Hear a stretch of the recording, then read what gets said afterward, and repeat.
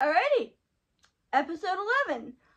First and foremost, we make some progress with Brienne because, Dick comes back and he talks to Brienne and he's like, hey, why are you so angry? You've been looking at your phone nonstop.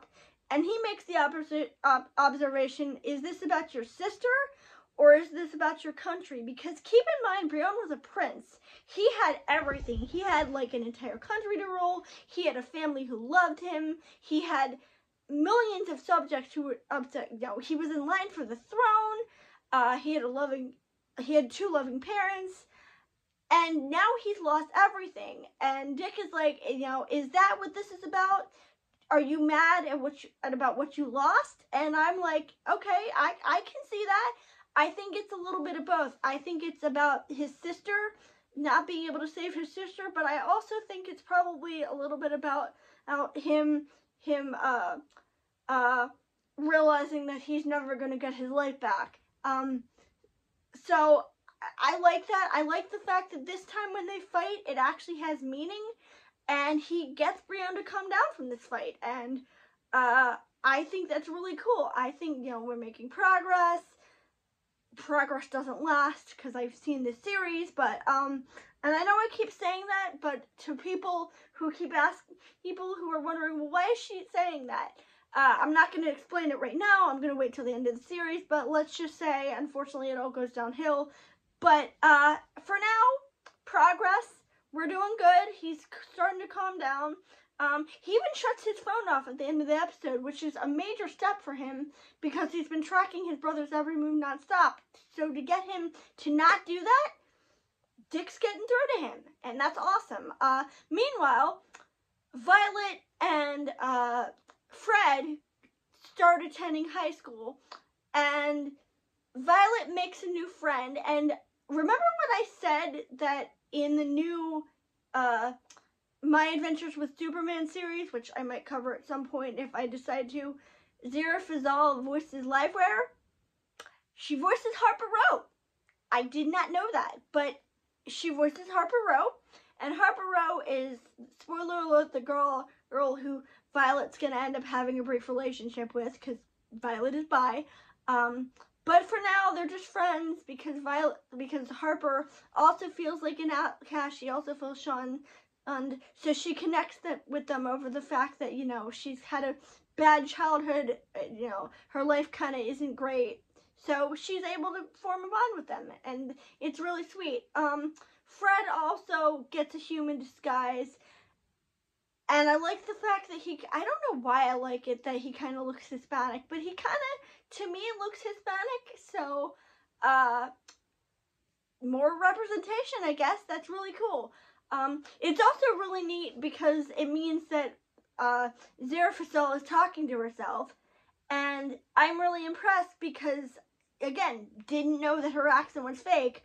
It was so convincing that I'm like, wait a minute, that means that the Harper we're seeing and the Violet we're seeing, one of them is the real person who doesn't have an accent.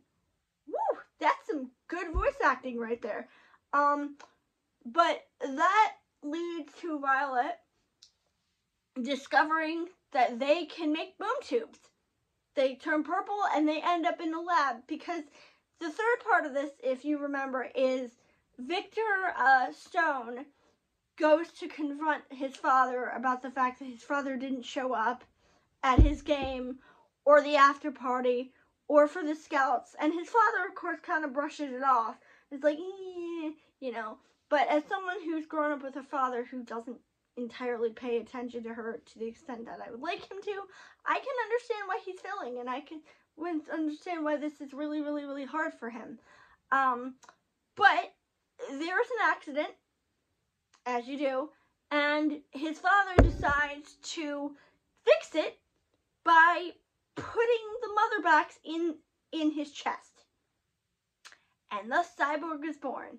And Cyborg is naturally very angry, as I would be very angry to wake up and realize that I'm an abomination and a freak out. So he attacks his father and all the people in the lab who, not gonna lie, I don't blame him for doing that because they're all very complicit. You were all very complicit in this kid's problem. But he does that, and Violet shows up, and Violet, you know, is like, hey, you know, maybe I can fix this. So they go up and they basically suck all of whatever was making him insane out of him. Like, they don't take the mother box out of him. They can't do that. And they explicitly say, I don't know how to do that. I don't know how to fix you.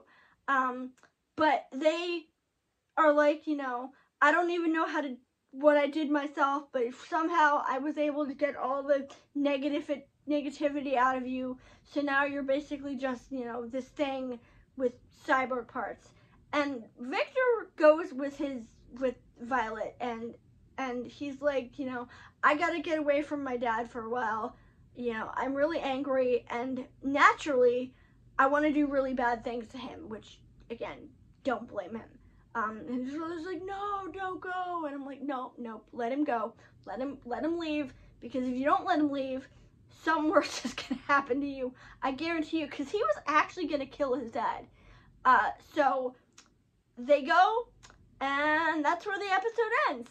We are making a lot of good progress, and so far, really liking this season.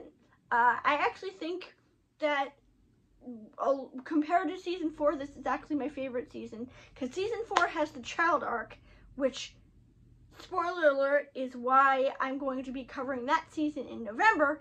But it also has a lot of boring stuff, like the stuff with Megan and her brother, which I don't care about. So compared to that season, this one is my favorite. And if we get a season 5, I'm guessing they're going to go back to Markovia and free Brandon from whatever the Light did to him.